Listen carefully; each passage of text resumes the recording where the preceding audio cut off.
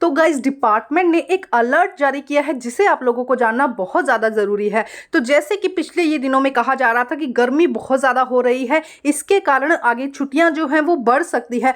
तो इन सब बातों को या फिर स्कूल का टाइमिंग क्या हो सकता है, कम हो सकता है, तो इन सब बातों को खारिज करते हुए डिपार्टमेंट ने एक अलर्ट जारी किया है जिसमें ये कहा गया है कि दिल्ली में अब मानसून आ गया है। तो आप लोगों को पता है कि आपने देखा होगा कि कल भी बहुत अच्छी बारिश हुई है और आने वाले दिनों में भी अच्छी बारिश होने की पूरी आशंका है।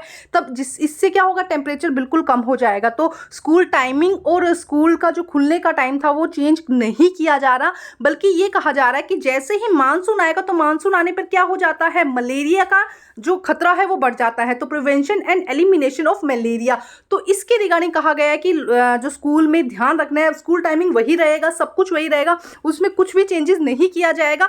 और ये कहा जा रहा है the month of the June is observe anti malaria month. तो इस मंथ को anti malaria month as a declare किया गया है, जिसमें आप लोगों को बहुत ज़्यादा प्रिकॉशंस का ध्यान रखना है, क्योंकि आपको पता है कि इस जैसे ही बारिश होगी, बारिश के पानी में क्या होता है, मच्छर पैदा हो जाते हैं और ज़्यादा डिजीज़ होने का काफ़ी चांसेस होता है, जैसे डेंगू, चिकनगुनिया, मलेरिया, इस तरह की जो डिजीज़ है।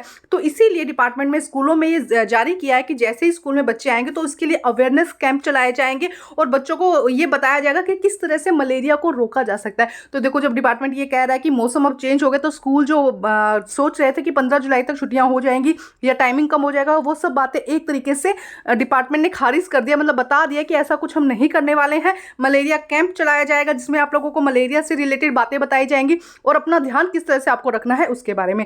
तो अब आप तैयार हो जाइए, 1 तारीख से आपके स्कूल पूरी तरह से खुलने वाले हैं। Thank you guys.